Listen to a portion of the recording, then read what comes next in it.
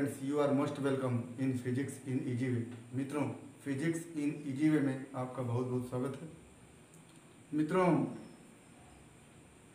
आप अवगत हैं कि इस समय हम चैप्टर 6 एक समान वृत्तीय गति, उपग्रहों की गति एवं पलायन वेग को समाप्त कर चुके हैं।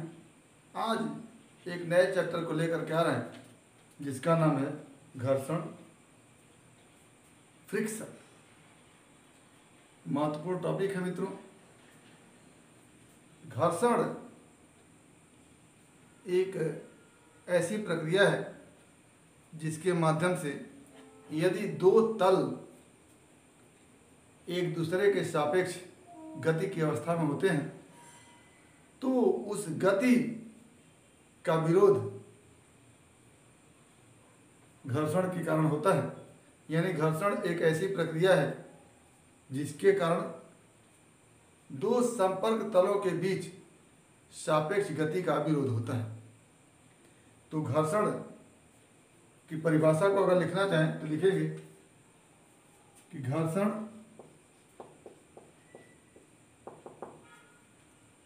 फ्रिक्शन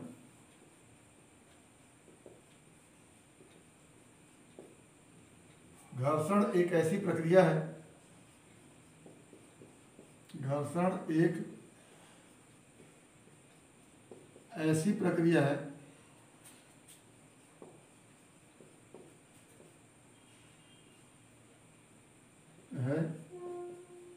जिसके कारण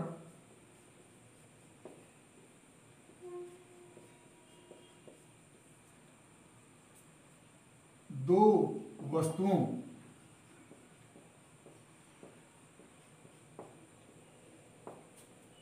के संपर्क तलों के बीच परस्पर सापेक्ष गति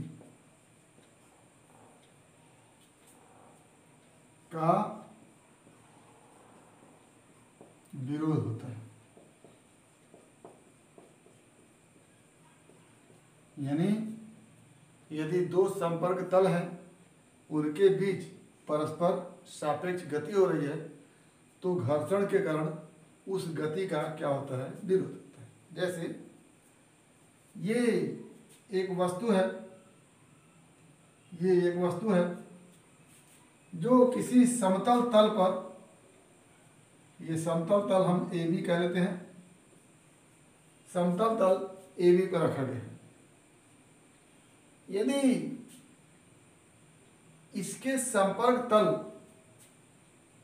ये जो हमारा संपर्क तल है, इस टेबल पर ये वस्तु ब्लॉक रखा हुआ है तो टेबल और ब्लॉक के बीच का ये संपर्क तल होगा और इस संपर्क तल के बीच परस्पर सापेक्ष गति हो, या कह लें कि इस ब्लॉक को हम इस पर आगे की तरफ खिसकाना चाहिए तो ब्लॉक गति करेगा, इन दोनों संपर्क तलों के बीच सापेक्ष गति होगी और इस गति के विरुद्ध एक बल लगता है, उसी बल को घर्षण बल कहते हैं। और यह बल जिस प्रक्रिया के कारण लगता है उसी को हम क्या कहते हैं, घर्षण कहते हैं। तो आगे लिखेंगे कि जिस बल से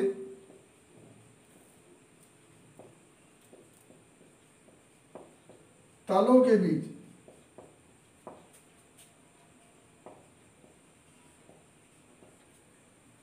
परस्पर गति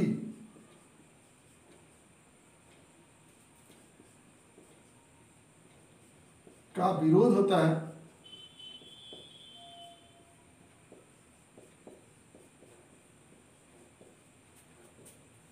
उस बल को घर्षण बल कहते हैं। घर्षण बल, फ्रिक्शन फोर्स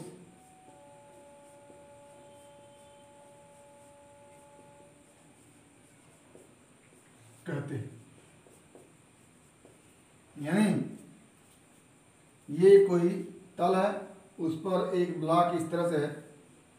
अगर इस ब्लॉक में गति हो रही है इधर की दिशा में, तो इस गति का विरोध होता है, और इसी विरोध को हम क्या कहते हैं? घर्षण कहते हैं। अगर गति इस दिशा में हो रही है तो विरोध इस दिशा में होगा, और जिस बल से विरोध होता है, इस गति का जिस बल से विरोध होता है, उसी बल को हम क्या कहते हैं? घर्षण बल कहते हैं। और इस विरोध की प्रक्रिया को क्या कहते हैं? घर्षण कहते हैं। तो क्या हम लिखें कि यदि दो वस्तुएं एक दूसरे के संपर्क में हैं और उनके संपर्क तल के बीच परस्पर सापेक्ष गति होती है, तो इस गति का विरोध होता है। यही विरोध क्या कहलाता है? घर्षण कहलाता है। और जिस बल से विरोध होता है उस बल को घर्षण बल कहते हैं। तो ये विरोध जो होता है इस गति को कम करने के लिए होता है या इस गति को रोकने के लिए होता है। तो स्वाभाविक सी बात है कि अगर गति इस दिशा में हो रही है तो इसको रोकने के लिए जो विरोध बल है, जो घर्षण बल है, वो इधर की तरफ होगा। तो एक चीज तो कंफर्म हो गया कि घर्षण बल की दिशा वस्तु की गति के दिशा के विपरीत होता है। तो क्या लिखेंगे? घर्षण बल कहते हैं घर्षण बल की दिशा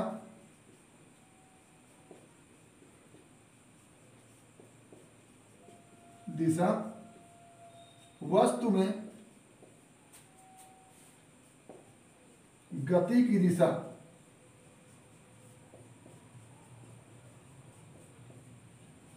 के विपरीत होता है।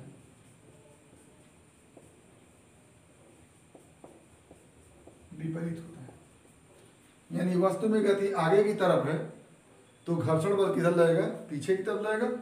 एक चीज और यह घर्षण बल संपर्क तल के समानांतर होता है। क्या लिखें आगे? और यह घर्षण बल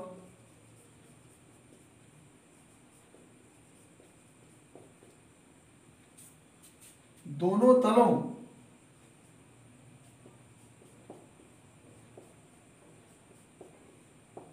के संपर्क तल के समानांतर होता है। समानांतर होता है। तो दो चीजें, अगर गति की दिशा ये है, ये भी की दिशा है, वेग की दिशा है, तो घर्षण बल फ्रिक्शन फोर्स इस दिशा में लगेगा। ये फ्रिक्शन फोर्स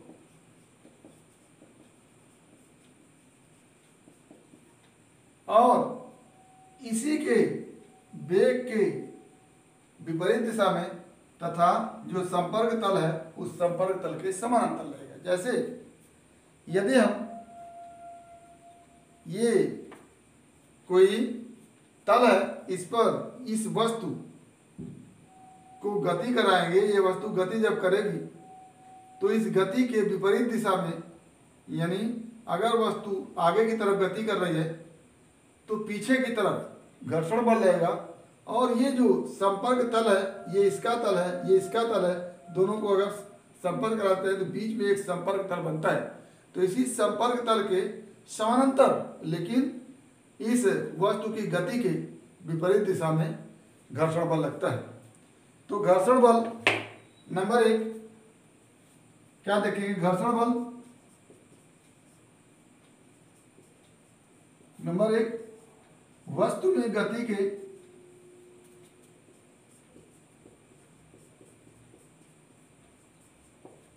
विपरीत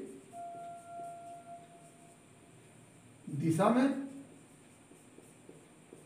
और दूसरा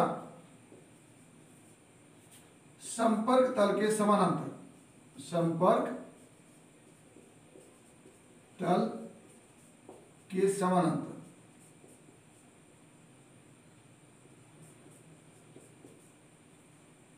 होता है। ठीक, ये हो गया घर्षण बल। अब ये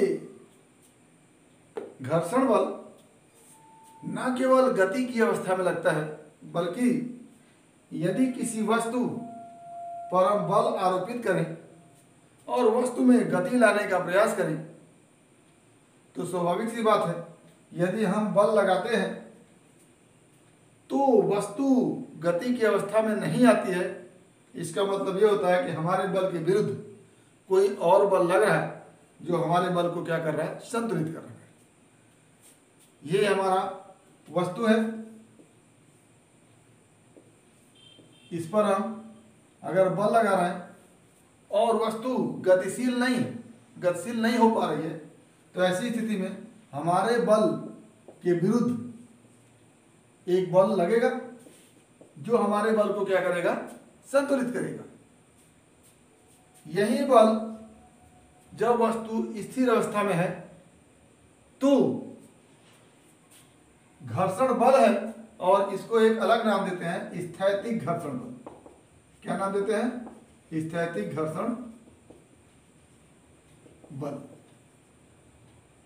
इस स्थैतिक घर्षण बल, जैसे हम बल इस दिशा में लगा रहे हैं और वस्तु का ये संपर्क तल है, तो संपर्क तल के समानांतर लेकिन इस बल के विपरीत दिशा में कौन सा बल लगता है? स्थैतिक घर्षण बल लगता है। तो घर्षण बल न केवल संपर्क तलों के बीच परस्पर गति, सापेक्ष गति की स्थिति में होता है, बल्कि संपर्क तलों में सापेक्ष गति लाने के लिए जो हम बल आरोपित करते हैं, उस आरोपित बल की स्थिति में भी घर्षण बल लगता है। और आप ये देखें, ये जो घर्षण बल है, आरोपित बल, या तो वस्तु गति करे तो गति के विपरीत दिशा में घर्षण बल लगता है, और या तो वस्तु स्थिर हो और उस पर कोई बल लगाए तो इस बल के विरुद्ध भी घर्षण बल लगता है, जो संपर्क तल के समानांतर एवं लगाए गए बल के विपरीत दिशा में होता है। तो निष्कर्षतः हम ये कहेंगे कि यदि वस्तु के संपर्क तलों के बीच परस्पर सापेक्ष गति होती है तो भी घर्षण बल लगता है, और वस्तु के तलों के बीच परस्पर सापेक्ष गति के लिए यदि हम किसी बल को आरोपित करते हैं तो भी घर्षण बल लगता है। और दोनों घर्षण बल का अलग अलग नाम होता है। यदि वस्तु स्थिर अवस्था में है और उस पर हम बल आरोपित करके उसको गति की अवस्था में लाने का प्रयास करते हैं, तो हमारे बल के विरुद्ध जो घर्षण बल लगता है वो उसको हम स्थैतिक घर्षण बल कहते हैं। और यदि वस्तु गति की अवस्था में है और उस गति के विरोध में जो बल लगता है उसको हम गतिज घर्षण बल कहते हैं। तो हमारा दो घर्षण बल होता है, एक जब वस्तु स्थिर अवस्था में है और उसको गति में लाने के लिए हम बल आरोपित करते हैं और वस्तु गति की अवस्था में नहीं आती है, तो ऐसी स्थिति में हमारे बल के विरुद्ध संपर्क तलों के बीच एक घर्षण बल लगता है जिसको हम स्थैतिज घर्षण बल कहते हैं। और जैसे जैसे हम इस बल का मान बढ़ाते जाते हैं वैसे वैसे इस बल के विरुद्ध बल बढ़ता जाता है, और एक स्थिति ऐसी आती है कि आरोपित बल से अधिक बल लगाने पर वस्तु गति की अवस्था में आ जाती है।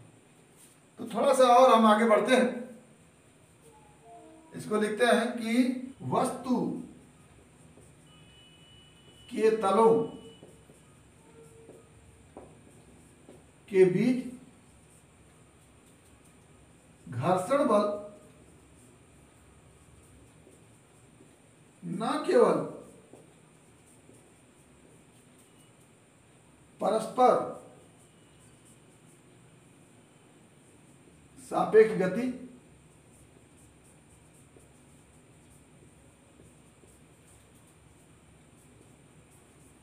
की स्थिति में होता है,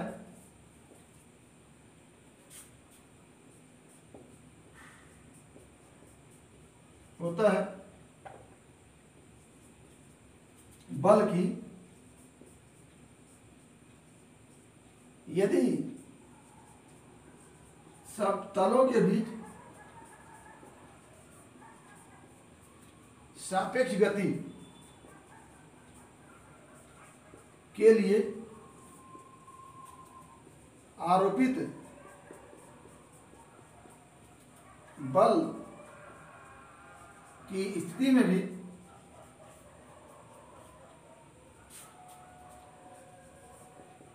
घर्षण बल लगता है। यदि वस्तु स्थिर है और आरोपित बल के कारण घर्षण बल है,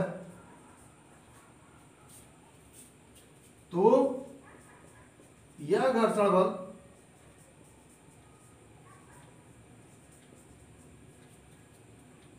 स्थैतिक घर्षण बल होता है।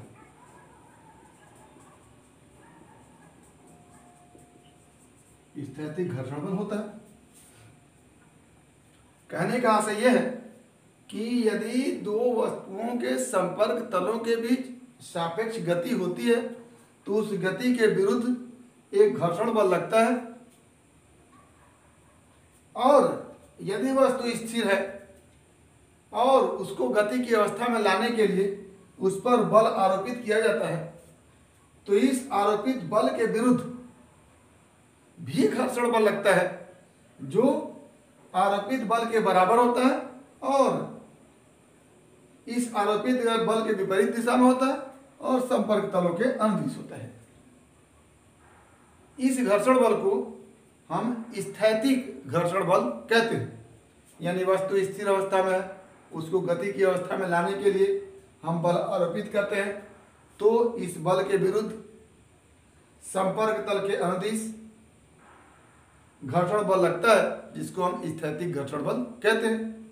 और यदि वस्तु गति की अवस्था में है तो उसकी गति की दिशा के विपरीत संपर्क तलों के समानांतर एक घर्षण बल लगता है जिसको गतिज घर्षण बल कहते हैं। तो यहां से हम देखते हैं, यहां पर हमने देखा कि स्थैतिक घर्षण बल क्या होता है। यदि वस्तु स्थिर अवस्था में है उसको गति की अवस्था में लाने के लिए एक बल लगाते हैं तो संपर्क तलों के बीच एक घर्षण बल लगता है जो आरोपित बल के बराबर होता है परंतु उसके दिशा के विपरीत और संपर्क तल के समानांतर होता है। संपर्क तल के समानांतर होता है। इस घर्षण बल को हम क्या कहते हैं? स्थैतिक घर्षण बल कहते हैं। तो स्थैतिक घर्षण बल के विषय में अगर हम लिखना चाहें, स्थैतिक घर्षण बल, स्थैतिक घर्षण बल नंबर 1, वस्तु स्थिर अवस्था में हो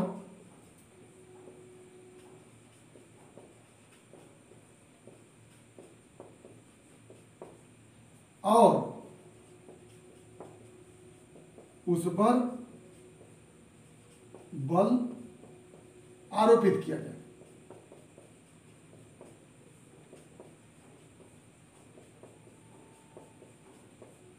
तो स्थैतिक घर्षण बल लगता है।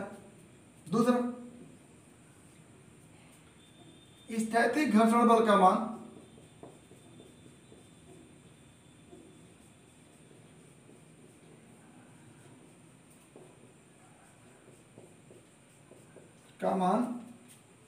आरोपित बल के बराबर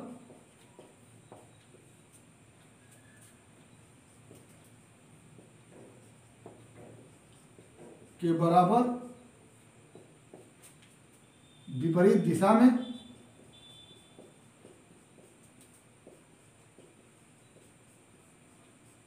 तथा संपर्क तल के समानांतर होता है।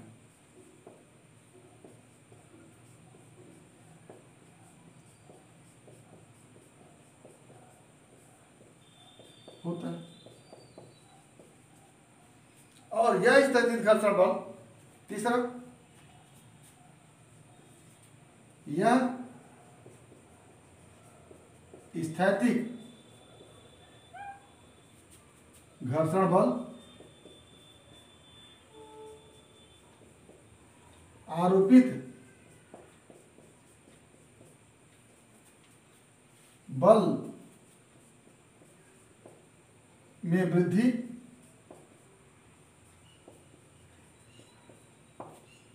के साथ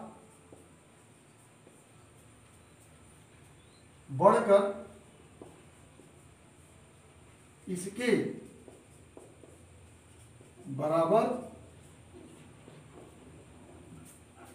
बना रहता है।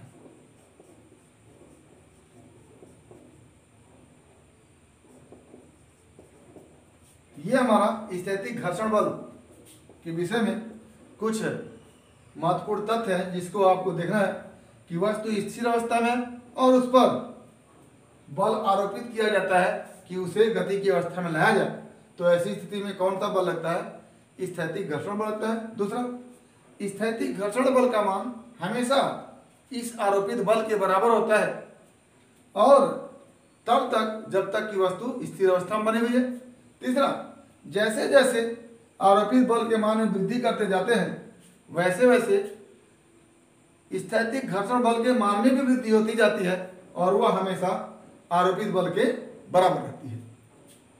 और चौथा, जब आरोपित बल का मान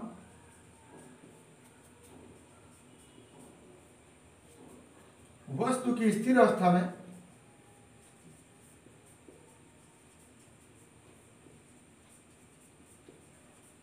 में अधिकतम होता है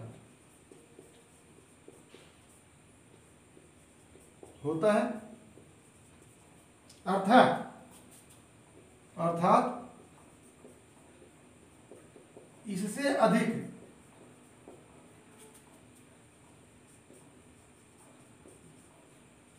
बल आरोपित करने पर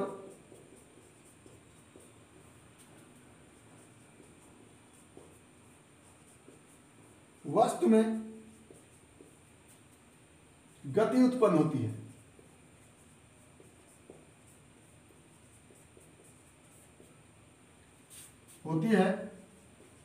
तो इस अधिकतम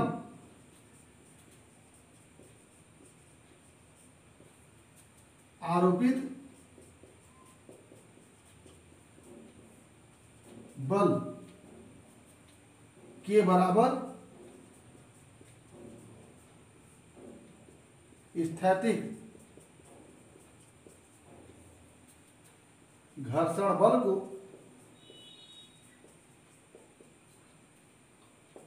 को सीमांत घर्षण बल कहते हैं। सीमांत घर्षण बल कहते हैं। यानी इसके कहने का आशय है कि इस वस्तु पर जब हम बल आरोपित करते हैं तो इस बल के बराबर परंतु विपरीत दिशा में और इस संपर्क तल के समानांतर जो बल लगता है जिसको हम Fs से लिखे हुए हैं, उस बल का मान जैसे जैसे हम आरोपित बल को बढ़ाते जाते हैं Fs का मान भी बढ़ता जाता है। एक स्थिति ऐसी आती है कि इस आरोपित बल का मान अधिकतम होता है वस्तु की स्थिर अवस्था में, इससे ज्यादा अगर बल लगाते हैं तो वस्तु गति की अवस्था में आ जाती है। तो उस अधिकतम बल को जिससे अधिक बल लगाने पर वस्तु गति की अवस्था में आ जाती है, उस बल के बराबर परंतु विपरीत दिशा में जो स्थैतिक घर्षण बल लगता है उसको हम एक अलग से नाम देते हैं, उसको कहते हैं सीमांत घर्षण बल। और सीमांत घर्षण बल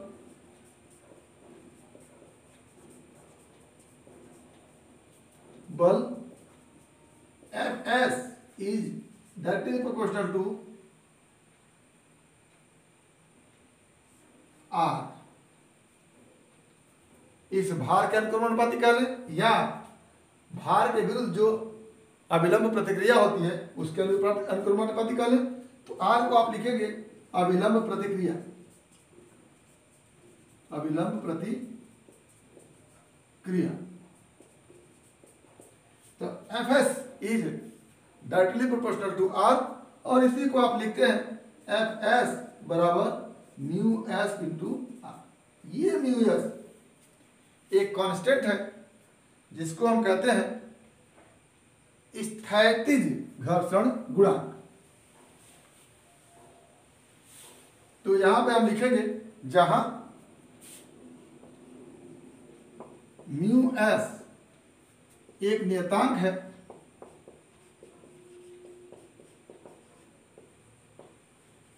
जिसे स्थैतिक या स्थैतिज घर्षण गुणांक कहते हैं।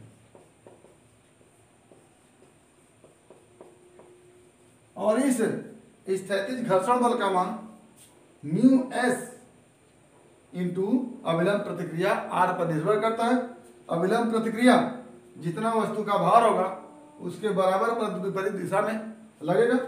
तो जैसे जैसे वस्तु का भार अधिक होता जाएगा वैसे वैसे सीमांत घर्षण बल का मान क्या होगा, बढ़ता जाएगा।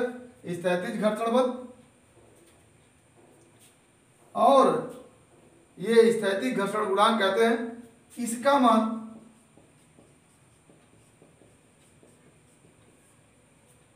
मान निर्भर करता है संपर्क तल की प्रकृति पर। संपर्क तल की प्रकृति यानी संपर्क तल जो है कितना खुरदुरा है, कितना चिकना है, इस पर निर्भर करता है। दूसरा, संपर्क तल के क्षेत्रफल पर निर्भर नहीं करता। संपर्क तल के क्षेत्रफल पर निर्भर नहीं करता।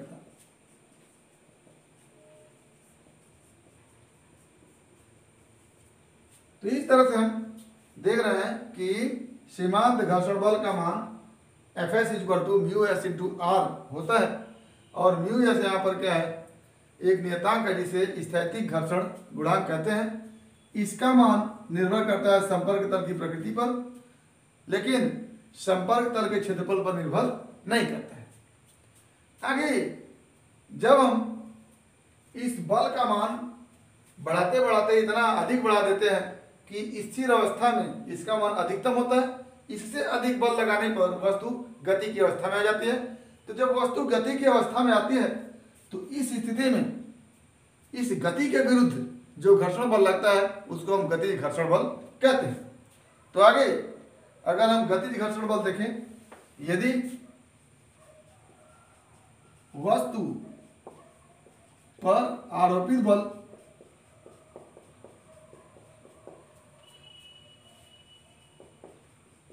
एक अधिकतम मान, आरोपित बल स्थिर अवस्था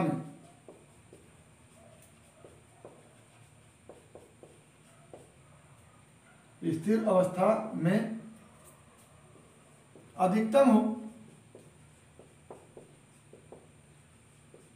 और इससे अधिक बल होने पर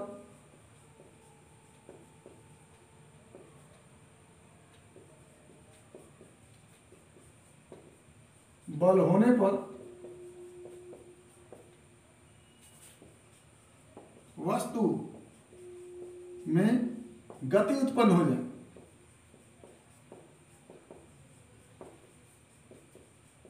तो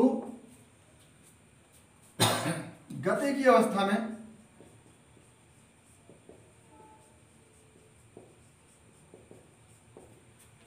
घर्षण को गतिज घर्षण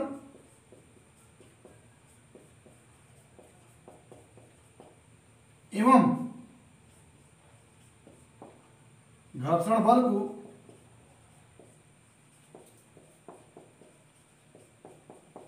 गतिज घर्षण बल कहते हैं।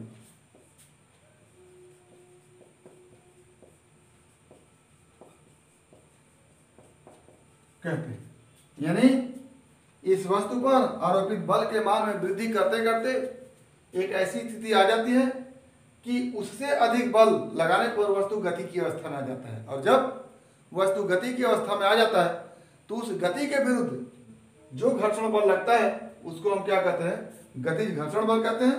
और गतिज घर्षण बल का मान सीमांत घर्षण बल से कम होता है। तो गतिज घर्षण बल का मान सीमांत घर्षण बल से कम होता है, और इसे हम Fk से लिखते हैं। गतिज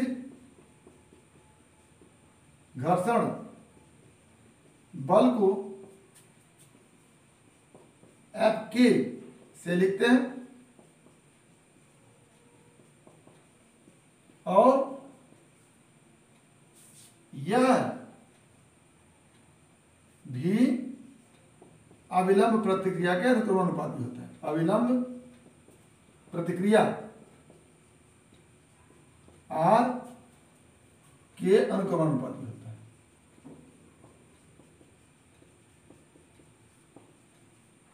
अनुक्रमानुपाती होता है, यानी F के अनुक्रमानुपाती R इंप्लाइज दैट एफ के बराबर म्यू के इंटू आर। यहां पर म्यू के,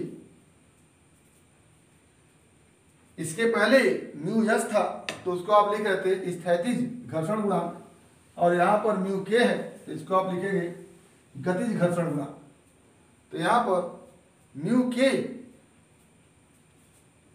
जो है गतिज घर्षण गुणांक है, गतिज घर्षण गुणांक,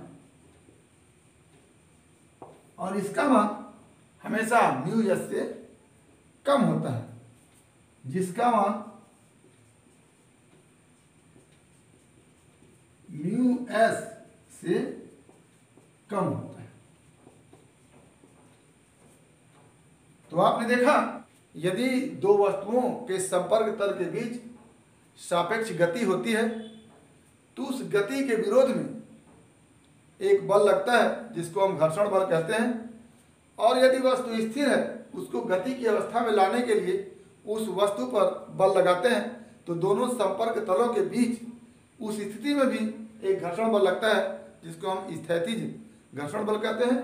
इस स्थैतिज घर्षण बल का मान आरोपित बल के बराबर परंतु दिशा में क्या होता है, विपरीत होता है, और दोनों वस्तुओं के संपर्क तल के समानांतर होता है।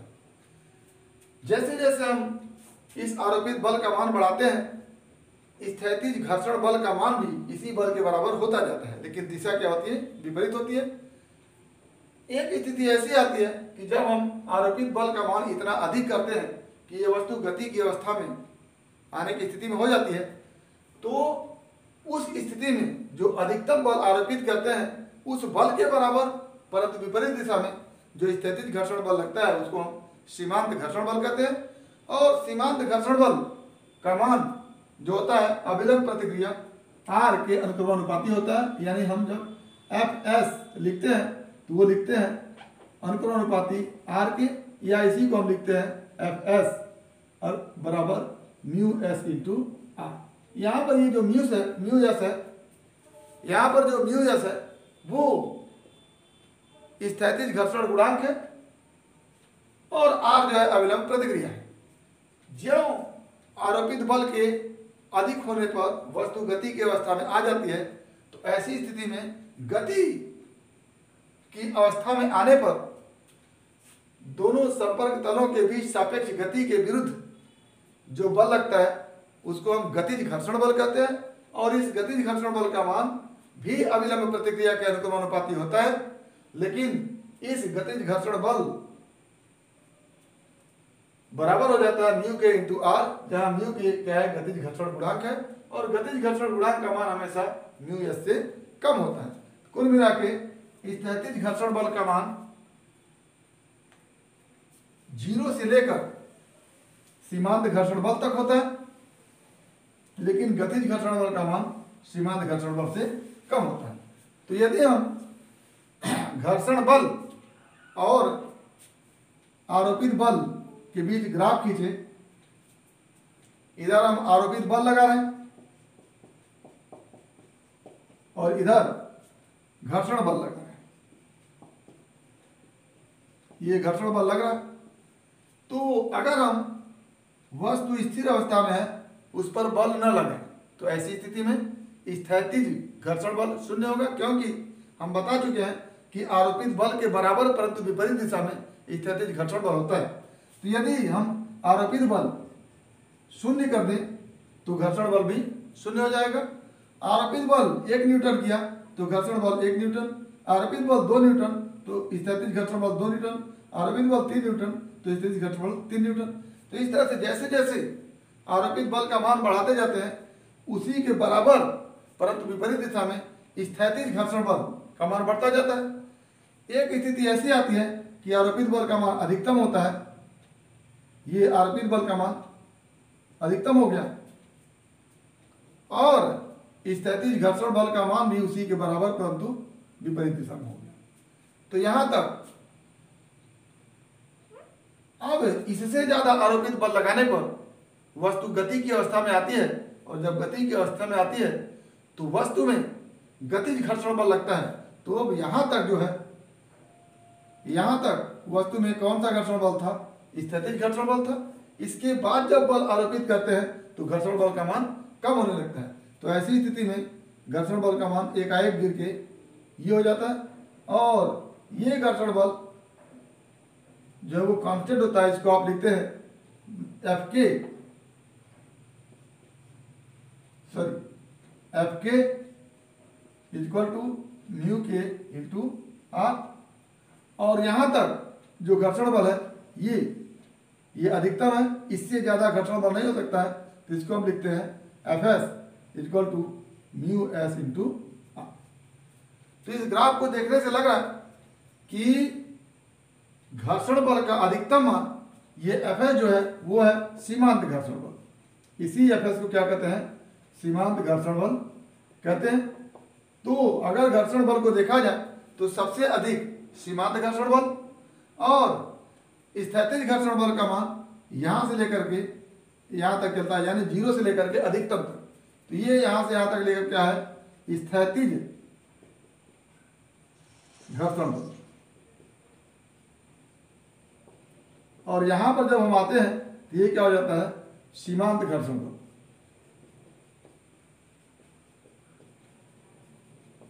इसके बाद जब हम चलते हैं तो ये हो जाता है गतिज घर्षण बल।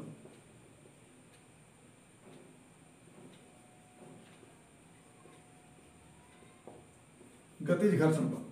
तो एक तरह से देखा जाए तो सबसे अधिक घर्षण बल जो है वो सीमांत घर्षण बल का है, और स्थैतिज घर्षण बल 0 से लेकर के अधिकतम तक होता है।